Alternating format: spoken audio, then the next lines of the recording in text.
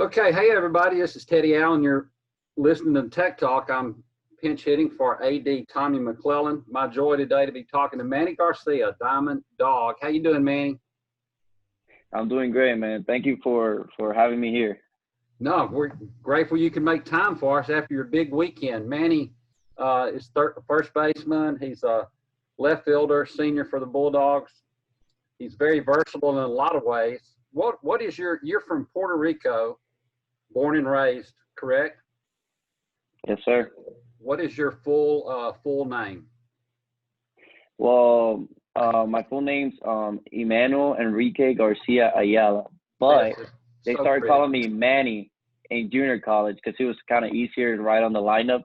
So my coaches started calling me Manny. I was like, I'm okay with it. It's easier to say and easier for the fans to know who I am quicker. Okay. Well, it's a happy name, and you're a happy sort, so Manny fits you. What is your native language? Spanish. My native language is Spanish. But I got to learn English when I was like 6 or 7 years old. Mm-hmm. I went and lived in Florida for around 4 or 5 years, and that's where I started like learning really good English, and my English skills got really good. Yeah, I wish mine would. Being from South Carolina does not help me in that regard. So you're bilingual, which I think is just fascinating that people can speak more than one language. And you're also versatile on the field. What's your favorite position to play?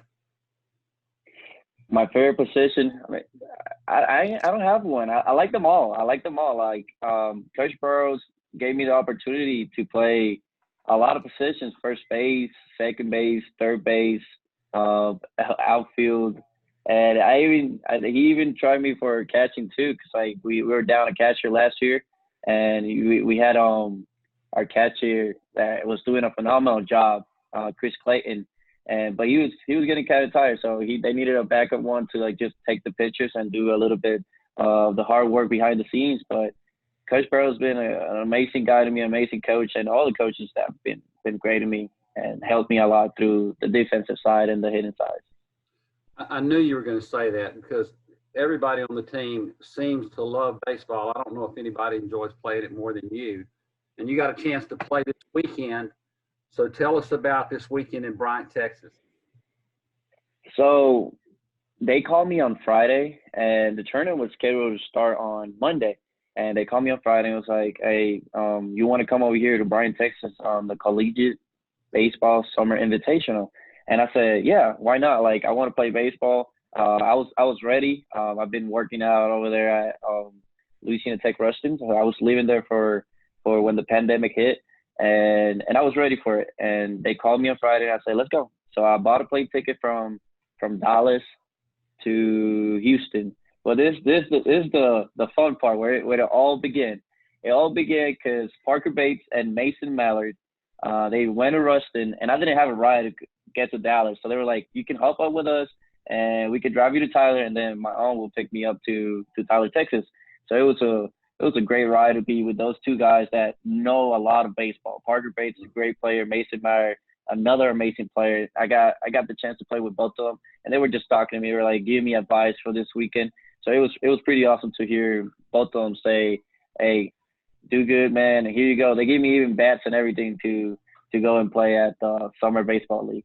So ended up coming to Dallas, and I took a flight to Houston, and they just picked me up there, and it was great. I think it was great. They had shuttles for us. They put us in a hotel. We got coronavirus tested. They gave us food the whole week. A lot of coaches like LaTroy Hawkins, George Hernandez. You know, LaTroy played for like 21 years in the big leagues. So we had a lot of advice from like really, really, really good players and good coaches from minor league staffs. I think there were 70 Division I programs represented. Manny was representing Louisiana Tech. When I first saw it, the CSBI, I went to Google it and look it up. I hadn't heard of it before. And it came up the College Summer Business Institute. No, Chicago Summer Business. So they have a baseball team. So that can't be it. Collegiate Summer Baseball Invitational. How did that first game go for you? Say that again. Teddy, please? Tell us about, you hit the first home run in college since the pandemic started. So tell us about that. I'm just gonna go before too. We got a chance to practice before we started playing, and BP and met with the coaches and everything. And it came to Thursday, and they tell us, "Hey, this game's gonna be broadcasted on ESPN." I was like, "I gotta do good. We're gonna be on ESPN live, man. I gotta have the best energy." So like most of the guys that I was rooming with, Venezuelan, Dominican, so every part of the country was there. So like American people, we got people from Boston to Florida to California, you know, everybody was there. So we're like, hey, we need to do good. First at bat, and you know, trying to get the timing down. I was like, okay, this guys were throwing 95, 96, coming back, not seeing live pitching for like 2 or 3 months. It was pretty hard. So we were gonna get the timing down. And I talked to coach after the game. He was like, "You were taking daddy hacks." I was like, "Yeah, I was trying to get my timing down." And I think it was the third at bat. I was doing pretty good the first 2 at bats on two strikes approach. And I got to thank Mitch Gasper, Coach Burrows. They believe in us on the 2 strike approach. And I was on it. I was on every pitch on 2 strike approach. And he threw me a fastball. And like as every hitter knows, after a fastball comes a changeup, splitter, curveball, you know, an off-speed pitch. And he threw me a splitter, and I kind of saw it floating. And I just put the barrel to the ball, and the ball started flying. And I was like, this is gone. I think it's gone. So I put my hand up in the sky, and it was an incredible moment because it was on ESPN. Yeah, it was on ESPN. So I knew where the cameras were, you know, Okay. just if it happened. Sure you did. That's beautiful. We can see this if you go to Manny's Twitter handle. What's your Twitter account, Manny? It'll be Mr. Emanuel. So it'll be MrEmmanuel. Mr. Emanuel. And we'll get Sadie Rylander, God love her. She's with the Louisiana Tech Creative. She fixes this up and makes it right. And we'll get your Twitter handle will be below your name when people are watching this. Congratulations, Manny. And I understand when you got back to the dugout, all you kept saying was, "I'm just happy to be playing baseball games again." Yeah. When I got, you know, you got that feeling because I was representing Louisiana Tech baseball team, Ruston community, and I was also representing Puerto Rico. So for not playing for 3 months and got the chance to hit a big home run, first home run after the pandemic, and just to be there, it just kind of got emotional for a little bit, you know, because like you're up here, you get back to earth, and you start thinking about what just happened, and you're like, oh my God, it's just incredible. So like I was really thankful to God to give me the opportunity to be there and just do what I came there to do, just to be a good baseball player, show leadership skills, and show my 5 baseball skills. So like, you know, I was just trying to be there at the moment and be happy that I was just playing baseball. Oh boy. Did you realize you would miss it this much? I mean, that's as long as you've gone without playing baseball since you're a little bitty guy. How did you keep a good attitude? Man, I've talked to all the seniors, all the players back at Tech, and we've missed baseball a lot. Like since it's been 3 months, and we're like, hey, we need to get back on the field. We're even thinking about making our own, like just get together and play ourselves, you know, just to practice and get better as a team. And I think our team is really good. It's going to be really good next year. It's going to be new stadium, so big lights. And a lot of eyes are going to be on us on Louisiana Tech, but we've missed it a lot. We missed baseball a lot. And I've never thought in my life I would miss baseball so much. So it was incredible just to have this opportunity to play at the CSBI. Well, you mentioned next season. Tell me your thoughts when you've seen them working on the left field. What do you think as you see the concrete being poured and dirt being moved? It's incredible because like I was living at Ruston and passing through the field to go practice. You see something new every day, and like we were like having the first wall, you know, the concrete wall, and then the next day one of the guys tells me, Phil Matulia goes like, "Hey, did you just see the backstop?" And I'm like, "Backstop? That's kind of quick. Like already a backstop." So we started talking about they build a backstop already. So it's pretty cool to see how they are working really, really, really hard, and I got to thank them for working on our field, because it's really incredible what are they doing on the timetable they have. So it's just incredible that we're gonna have a field for next season. So it's just like I tell the guys, I'll be like, I'm just thankful to be out here for another season with y'all, and we're definitely gonna make a regional and make it to Omaha. That's for sure. I know you want nobody will take it for granted after a tornado and then the virus. So you seniors have really, towed the line, and your attitude's been wonderful. When the tornado happened last year, you had a unique experience that you could share with your teammates because of where you were raised. So tell the fans about that, if you would. So back home in Puerto Rico, we got a lot of hurricanes and a lot of earthquakes. So after Maria happened, Hurricane 5 that hit Puerto Rico, it was destruction everywhere, and it was pretty hard just to not have to talk to I didn't talk to my family like 3 weeks. And I go to practice at Northeast Texas Community College, where I got to thank the coaches over there. I got to thank Andy Morgan and Coach Harrison and Coach Segovia for helping me get through that moment, because it was pretty hard not to talk to your family for a whole month, And they were like, hey, if you need to take a day off. And I was like, no, I'm here for baseball, and to take my mind off of what's happening back home. So I was kind of like adjusting to what was happening. So when the tornado hit in Ruston, I think it was pretty shocking at first, because you never want that to happen to anybody. And then 2 lives were lost, and I even have their names on my shin guard, because like it was pretty scary what happened. And if we were coming back from McNeese that day, we were gonna be at the middle of it. And we were very thankful that Coach Burrows and all the staff said, let's just stay over here 2 days before. So you know what, God had a plan for us just to stay over there in a hotel and just make it a rise. And I really got to thank everybody, the community and the football team and the whole athletic staff, because they were helping out when the tornado hit after. They were helping to clean out, help those families that were in need, bring water. Carl Malone was there, a big star, just helping out.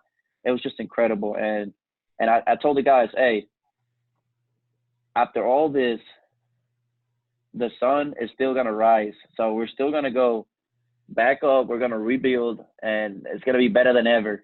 And I told the guys, hey, I've been through this, and if you need anything, you need to talk or anything, I'm here, because it's difficult to just have 3 in the morning calls. Hey, are you okay? The tornado hit. Like, are y'all all right? I had like 50 messages. And we're going to be okay. And the team's going to be okay. We didn't have a field this year, and it didn't matter. It didn't matter for us. We, like coaches said, we deal with it. So we started dealing with it, practice on a high school field, hot, but we were going to have a good season this year. Yeah, Manny and the guys got cut short. Y'all were out practicing, actually, and I sent a text to Lane Burrows, your head coach, and he had his phone on him with hitting fungos because everything was so up in the air, and y'all got shut down. How do you think, how all have y'all worked out? I mean, like right now, let me ask you this. You're living with your aunt, correct, in Dallas? Mm-hmm. Can she catch? I mean, who are you playing pitch with over there? Your aunt? So my aunt, she works. She's in the medical field. So I always see her like at 6, and I was playing with my little cousin right here, Lenny, and so I got somebody to practice there, or some of the guys that live here in Dallas that I know from JUCO experience at D1, But I gotta thank my whole family. It's been a support since day one. First of all, for my mom and my dad to let me come over here and experience this amazing stuff as JUCO and Division I baseball. And then my aunt, she's actually the best friend of my mom since like middle school. So I call her aunt because it's been a relationship since I know her since I was like 7 or 8. So Titi Charo, Lenny, Andrea, and Theo, they've been amazing to me. And my mom and my dad, they're an inspiration. They've worked hard. They helped me in Puerto Rico to get my skills better.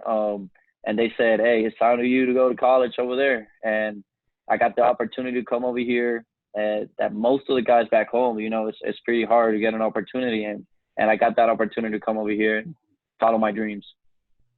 We're glad you made it, Manny, for sure. And thank your aunt for working at the in the medical field and for taking care of one of our favorite players. You also said that you thank the coaches at Northeast Texas Community College around Mount Pleasant. I'm sure they'd want to thank you too, because you hit 389 for them with 14 homers and almost RBIs. Stole 11 bases. How many times did you get caught stealing? Oof, I don't remember. Like 3? Zero if the stats are right. And you were 1 for 1 for the Bulldogs so far this season. You mentioned football a minute ago. Let's try to boost some season ticket sales, because those guys hopefully are going to be. Oh. I don't know that they play football in Puerto Rico, so I don't know how much exposure you had to the game before you came up here. So tell us about that. So the exposure I had back home was just watching the NFL. Favorite team, the Patriots. I got to lie, I love Tom Brady. Now he's going to Tampa, but it's all good, man. And I know most of the football players that they go to class with me, and most of y'all know I'm a Louisiana Tech graduate. I graduated this year, and it's an amazing experience for me to graduate. But most of football players like Henderson, Amik Robertson, watching those guys play is just amazing, man.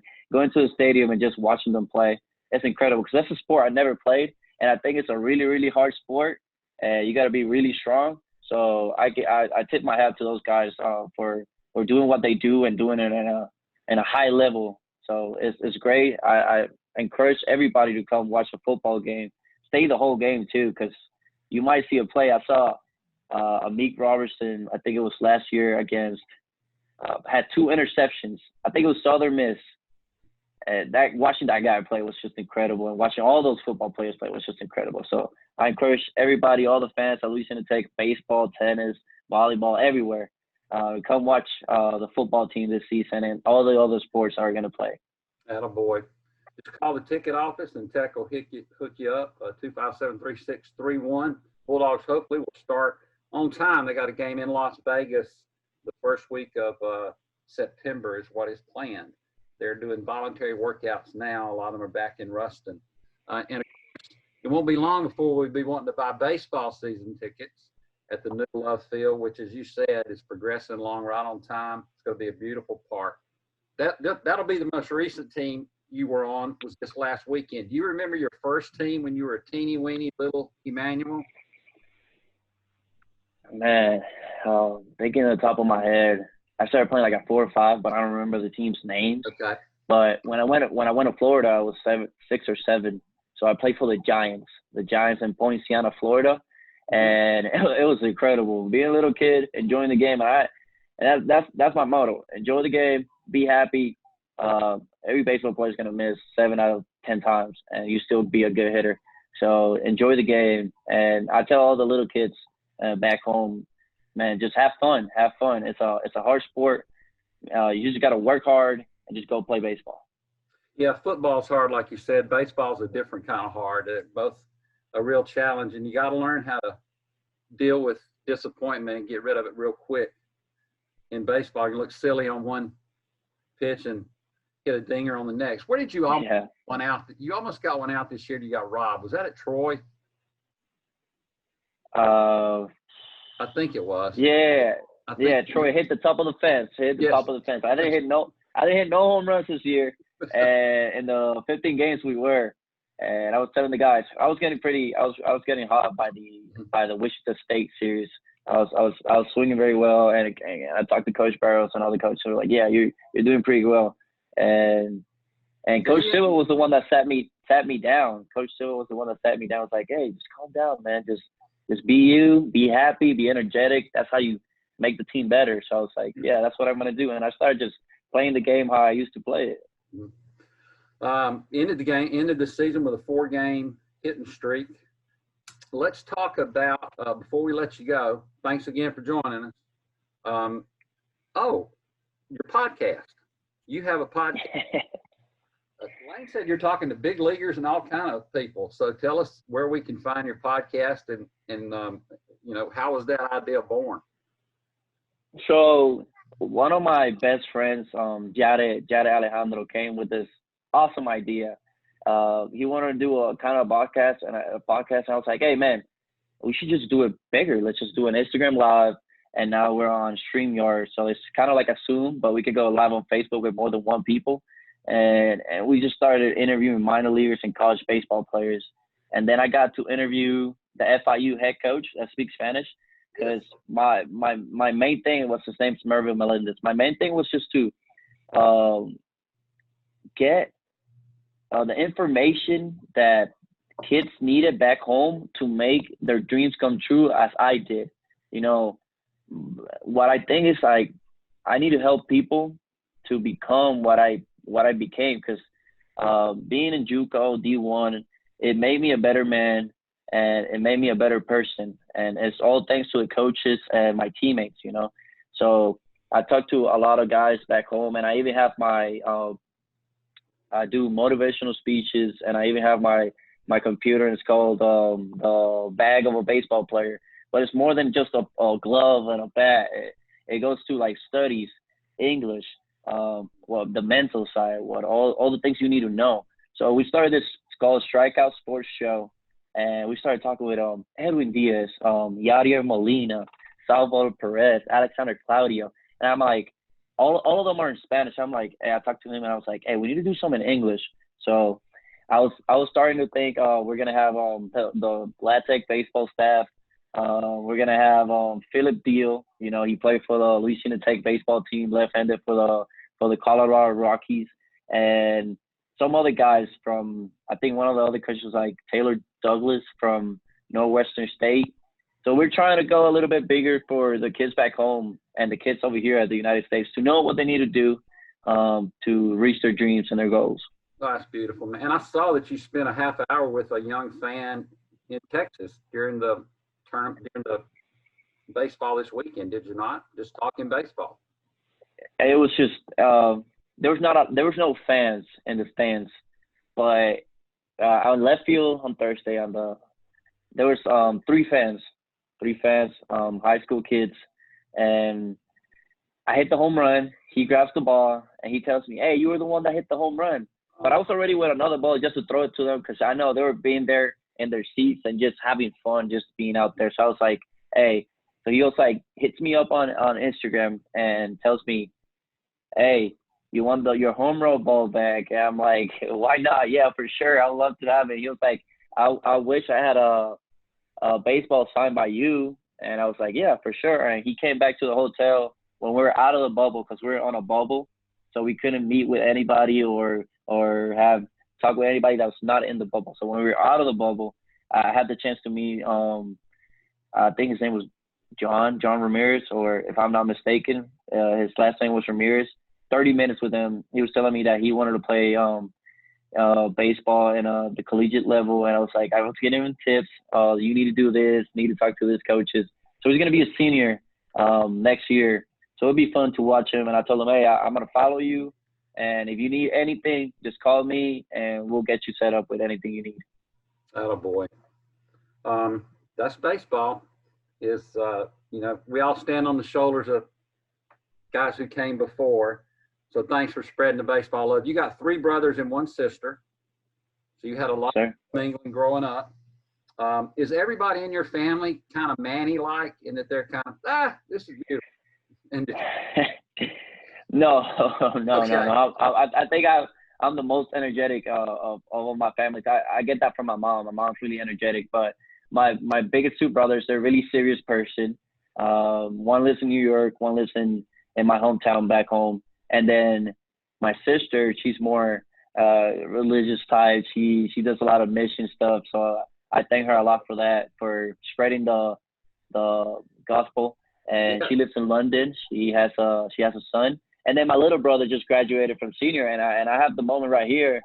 His name's John Fitzgerald Garcia. He's named after the president, John F. Kennedy, because my dad is a 27-year veteran of the United States military.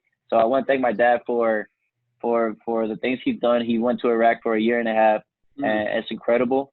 Yeah, so to my brother, I have this moment for my brother that just graduated as a senior. Congratulations, man. I love you, and I've seen everything you've done. He plays basketball. He doesn't play baseball. I wish he would have played baseball. He plays basketball, good player. So he's gonna go now to a new phase. So I just wish him the best of luck and just keep going, little bro. I love you a lot, and I love all my family and all my friends that have supported me through this amazing experience of being a JUCO baseball player, a D1 baseball player, and this tournament. They stayed up until 2:30 a.m. to watch the game. So that's just incredible for me and my family. And I would say, like, on the video, I said, I love you, Mom. I looked at the camera, I said, I love you, Mom. And she just noticed it. So I love my mom. I love all my family and all my friends that support me and all my teammates and coaches. They've been incredible over there at Louisiana Tech. I could have not wished for another coaching staff than what I have. Well, we got a good one. We got you, Manny. So glad the good Lord shoved you our way. And if we had a boys volleyball team, would you play on it? I know that you played in volleyball in high school down in Puerto Rico. I didn't know that was a big thing. So I played for 1 or 2 seasons, but then I got hurt on my shoulder. So my dad said, you're not doing that anymore. Okay. And my mom said, you're not doing that anymore. So we stopped playing volleyball because we knew baseball was more important. And that's where I will get my scholarship and graduate. So we started playing baseball again, just baseball. And good. I love baseball.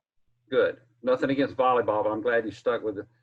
Yeah, nothing against volleyball. I love volleyball. Well, apparently you got pretty good at baseball pretty quick. I know you led your Puerto Rico 18 and under team to the Connie Mack World Series. Isn't that right? So we lost in the finals, and the other team picked me up to go play with them. And I was like, hey, if I get this opportunity to go over there with y'all, it's great. And I've met a lot of people traveling around. And now that you say that, when I was in the Connie Mack World Series, I got to thank the host family that had me over there. Samantha, she was great. She was great with us. She had food for us. She had nice beds, everything. She was great with us. Like, she took us everywhere. And our grandma, I call her grandma, she helped us a lot too. She was incredible too. You got an aunt who's not really your aunt that you call aunt, and you got a grandmama that you call grandmama is not really your grandmama. That's Manny is though. And what baseball does too in getting people together. How many gloves do you have?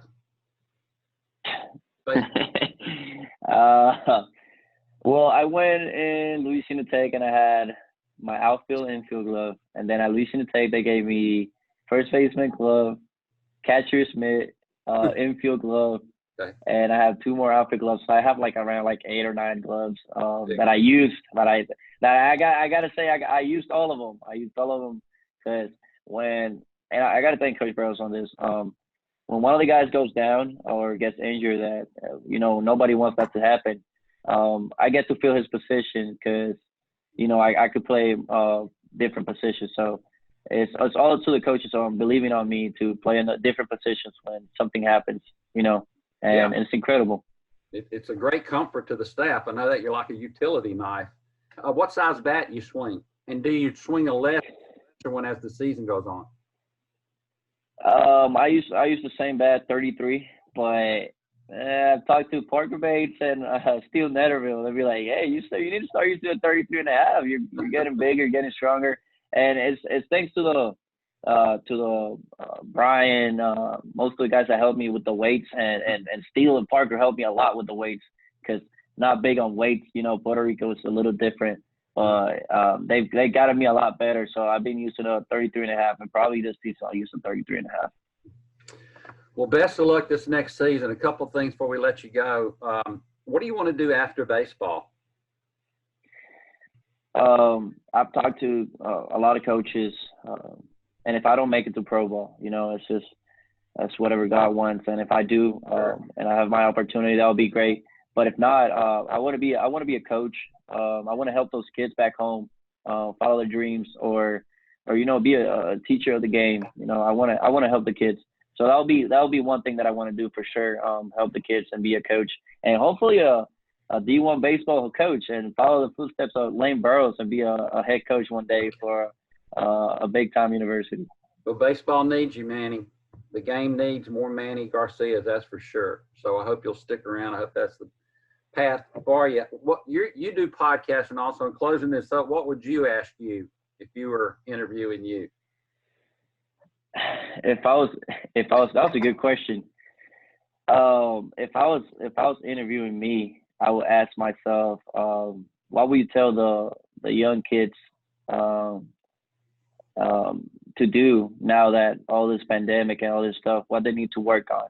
And I would tell them, just like my dad always told me, keep working hard. You know, just because the pandemic is hitting and you can't go outside and practice with somebody else, try to do your own work. You know, try to get better on something that you're not. You know, because we're not perfect. Not everybody's like a Mike Trout. We're just trying to be a Mike Trout, but you know, you got to work on your speed, work on your glove. You know, throw a ball to a wall. Tell your mom and dad to throw you a ball whenever they can, or just do something to get better at baseball, and just keep working hard. Just keep working hard and keep improving and talk to people. You know, because there's a lot of social media out there. You can find a lot of people to talk to and a lot of baseball players, and you can find me on Twitter, Instagram, Facebook. If you want to talk to me about anything, I'm here for y'all. Perfect. Glad you're a Bulldog, Manny. And remember to go to you can look up Manny on all the social media. Also go to the Diamond Dogs Facebook page and Twitter. And there's a lot of Manny on an ESPN interview. He'll probably hook that up to his stuff later today, and we've got that on the tech site as well. So Manny, next time I see you, I hope you're in a baseball uniform out practicing. And thank you for the time with us. Okay. I gotta say one last thing before I forget. I want to thank my teammates, my coaches, mom and dad, the parents of my teammates too, because Terry's a great person. I love her, and she's helped me a lot, you know. And in Northeast Texas Community College, my coaches, Christian Padin, that helped me over there, J.W. Baker, a lot of people that's helped me, Teal, a little kid that I practice most of the time over there at JUCO, and my family over here in Dallas, and all around, because like all my teammates, I call them family because they're my family. Once you know them, you know how they act, you know how they are. They're my family, and I love everybody, all of you. And I want to thank you, Teddy, for this opportunity to have me here in this show. And I want to thank the Ruston community and the Louisiana Tech baseball team and the athletic staff for having me in your school and be an ambassador for the Louisiana Tech baseball team. That's our guy, Manny Garcia. Thanks your dad for his service and your mom for her energy, okay? We'll see you at the ballpark. Manny, thank you, my friend. Thank you, sir. I appreciate that. Manny Garcia, everybody. See you soon.